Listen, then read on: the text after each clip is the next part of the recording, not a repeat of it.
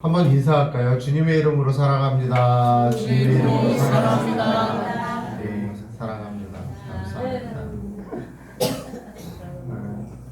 그래, 우리 함께 웃을 수 있어서 정말 좋습니다. 여러분 한 주간을 어떻게 이렇게 웃으면서 좀 살아오셨나요? 지난주에 말씀을 제가 잠깐 생각해 보면 우리가 세상을 살아갈 때 지혜 없는 자 같이 살지 말고 지혜 있는 자 같이 살자라고 말씀을 우리가 나눴습니다. 왜 우리가 지혜 있는 자처럼 살아야 되느냐? 물론 세상이 전쟁터 같으니까 지혜 없이 살면은 이거는 질 수밖에 없는 삶이기 때문에 그러느냐? 그런 건 아닙니다. 때가 악함으로 성경은 분명히 우리에게 얘기했습니다. 지혜 있는 자 같이 살아야 되는 것은 때가 악함으로 지혜 있는 자 같이 살아야 된다라고 했어요.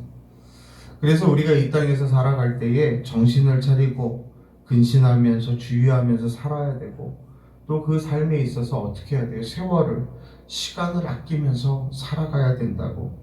그 시간을 아껴야 되는 것은 내가 그걸 아껴서 또 다른 무엇인가를 해서 이득을 보려고 하는 것이 아니라, 시간을 아껴서 우리가 주님의 뜻을 분별하고 주님의 뜻을 이루는 일에 우리가 매진하고 힘쓸 수 있어야 하기에 우리가 세월을 아껴야 된다라고 말씀을 하고 있습니다.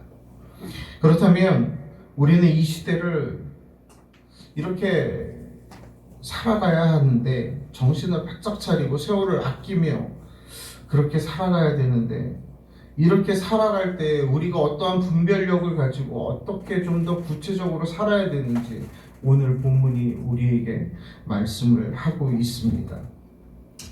오늘 18절 말씀을 보니까 술 취하지 말라, 이는 방탕한 것이니 오직 성령으로 충만함을 받으라 그랬습니다. 여러분, 술 취하지 말라라는 그것은 술에 정신을 잃지 말라라는 말씀이기도 하지만, 또 술로 인하여 방향 감각을 잃지 말라라는 말씀이기도 한데, 이게 술에만 국한되어 있느냐? 그렇지 않다라는 것입니다. 우리는 다른 것에 취할 수도 있습니다. 다른 것에. 우리는 물질에 취해 있을 수도 있고요.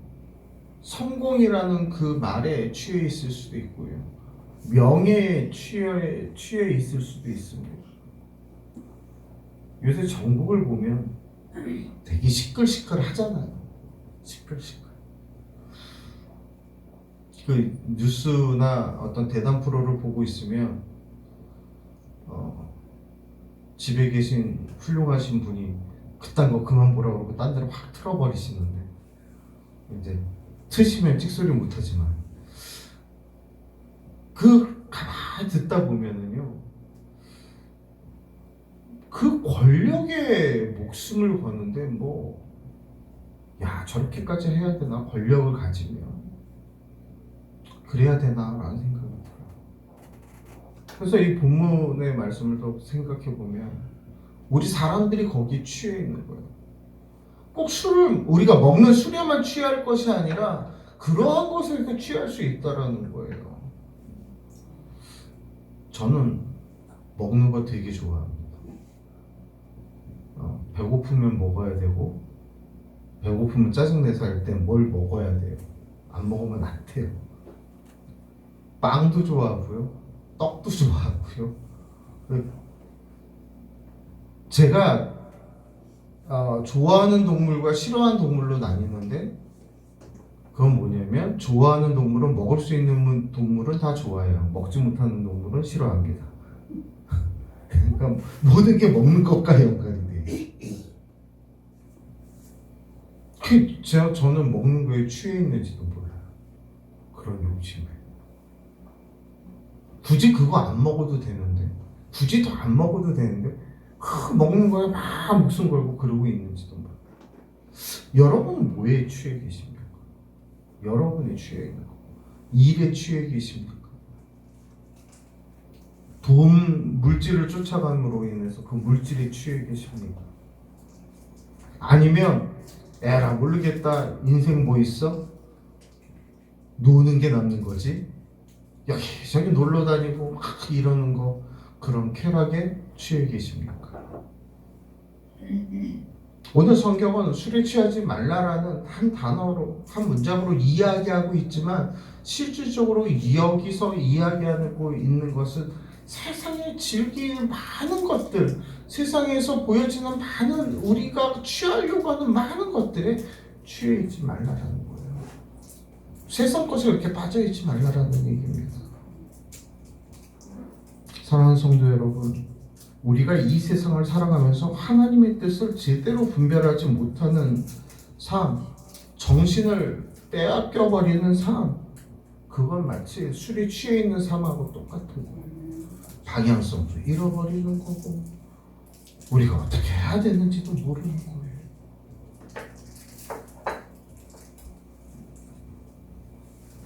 우리는 정말 이러한 삶을 살면 되지, 이러한 삶을 살아서는 안 됩니다.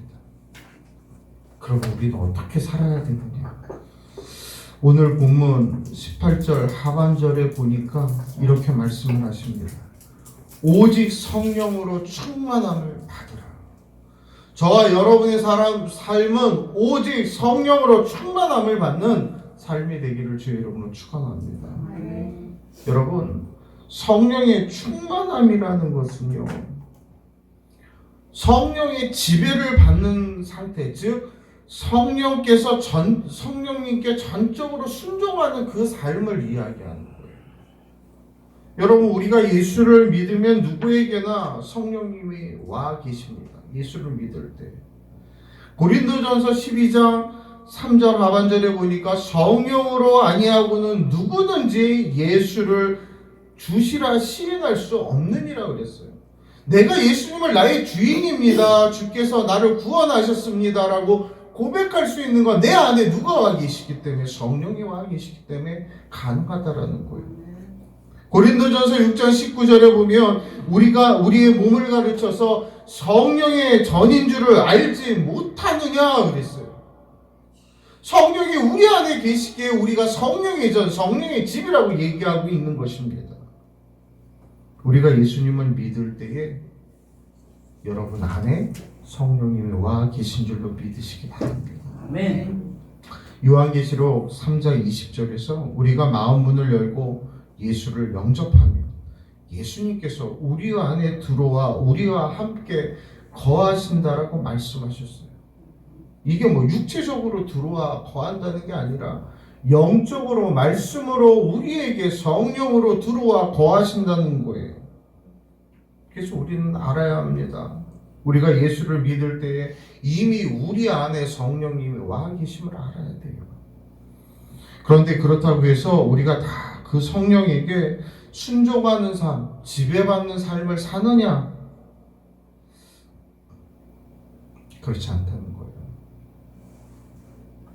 그런 삶이 아니라는 거예요, 대부분. 다시 말씀드려서 내 안에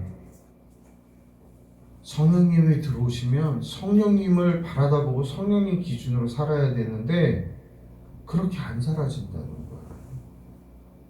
그거는 내가 주인 되어졌다는 거예요.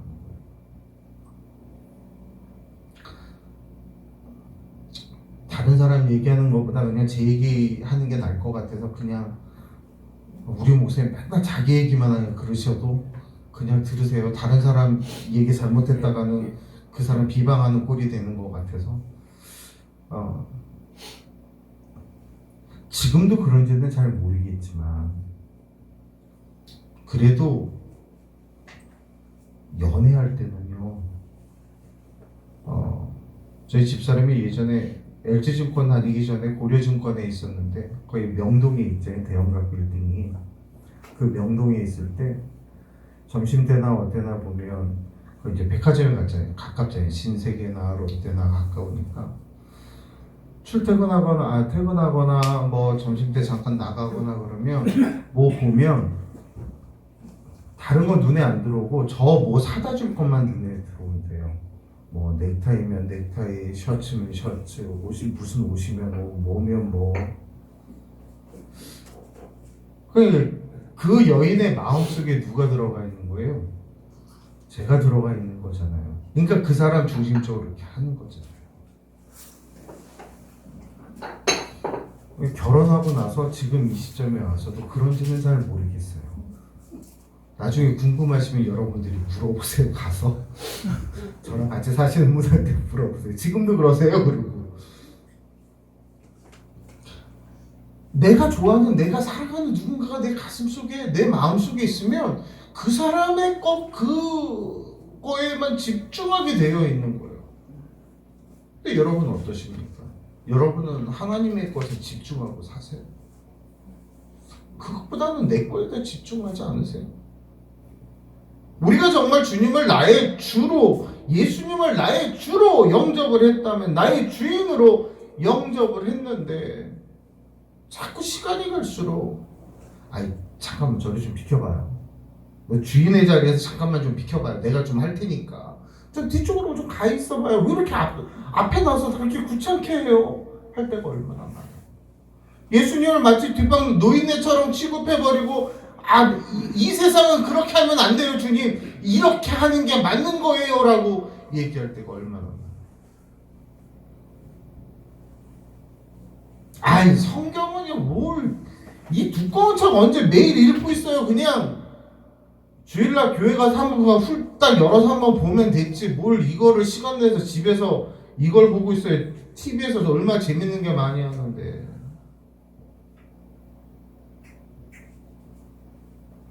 오늘 성경 그래도 우리에게 얘기합니다. 오직 성령으로 충만함을 받으라. 이렇게 예수님 대신에 와 계신 성령을 진정한 우리의 주인으로 모시고 그분에게 전적으로 순종하며 따르는 삶을 살라고 성경은 우리에게 말씀하고 있는 것입니다. 우리가 성령 충만을 받으면 여러분 어떤 결과가 나타나겠습니까? 여러 가지 결과들이 있겠지만 오늘 이 시간에는 한 3가지 정도의 결과가 나타날 것입니다. 그 부분에 대해서 살펴보고자 해요. 오늘 본문에서 한 3가지 정도인데 첫 번째는 찬송하는 생활을 하게 돼요. 찬송하는 생활.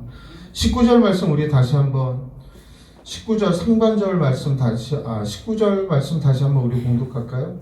시와 찬송과 신령한 노래들로 서로 화답하며 너희의 마음으로 주께 노래하며 찬송하며 아멘.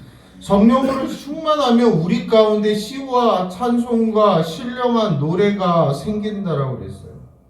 그 노래들은 세상 노래들과 다릅니다. 노래방 잘 가십니까? 한 20대 때 노래방 잘 갔던 것 같아요. 저도 기억이. 여러분 노래방 가시면 뭐 부르세요?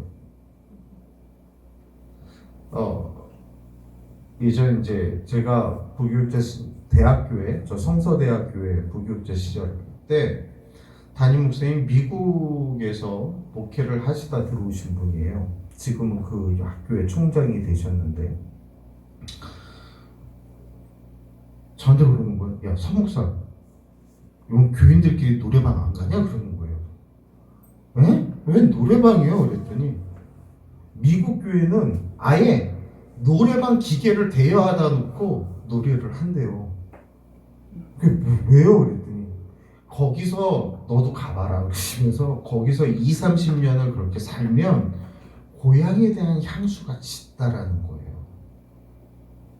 그래서 그 고향에 대한 향수 때문에 가끔 교회에서 그 노래방 기계를 대여해다 놓고 성도들이 그렇게 노래하면서 논다는 거예요. 또 수련회 때 가끔 그 기계를 가지고 가서 그렇게 하라고 또 풀어주기도 하신대요. 어떻게 보면 그러한 세상 노래는 우리에게 그 어떤 향수, 옛날 추억을 되새기는 어떤 매개체는 될 수 있지만 우리를 변화시키는 매개체는 아니에요. 슬프다고 슬픈 노래 부르면 여러분 어떻게 돼요? 더 슬퍼져요. 잘못하면 우울증에 빠집니다.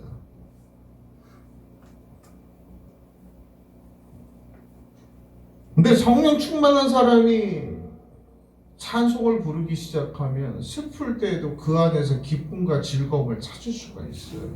아멘. 여러분 슬프다고 세상에 슬픈 노래 찾지 말고 슬플수록 주님을 찬양하는 찬송 앞에 나오시기 바랍니다. 우리가 찬송을 해야 돼요. 그 찬송 안에 그 나의 그 애절함과 간절함을 그 유행가 노래 가사 속에 대입하지 말고 나의 이 힘들고 어려움을 찬송 안에서 주님 내가 이런 마음이에요. 하지만 내가 주님을 바라다 봐요. 하지만 내가 주님과 함께 있어요. 그래서 그 찬송을 부를 때 우리에게 진정한 감동과 진정한 눈물이 있을 줄로 믿습니다. 아멘. 우리가 신령한 노래 속에서 여러분 진정한 마음의 충족함을 얻어야 돼요. 세상 노래는요, 저도 참 가요 좋아합니다. 누구 좋아하세요? 누구 좋아하셨어요? 우리 현관서가 안수주 집사님 젊었을 땐 남진 나오나 이쪽이 그죠? 남진 나오나 남진 나오나 그 세대시고 저희 때는 저나 장로님이나 우리 이 세대들은 많은 사람들이 있지만 특히 가을 되면 떠오르는 이문세 씨의 노래를 또 많이들 좋아들 하죠. 근데 그걸 가만 이게 듣다 보면 마음에 그걸 들었다고 해서 위안이 오진 않아요. 쓸쓸하면 더 그 노래가 더 쓸쓸하게 만드는 것 같고 다 뭔가 이 앞에서도 말씀드렸지만 괜히 마음이 그리질 수 있어요. 그런데 찬송은 어때요? 우리를 위로하고 우리를 따뜻하게 하고 우리를 힘이 있게 만들어주는 노래인 줄로 믿습니다. 왜냐하면 그 안에 성령의 역사심이 있고 그 안에 하나님께서 우리를 향하신 귀하고 놀라운 은혜의 말씀들이 감추어져 있기 때문에 그렇습니다.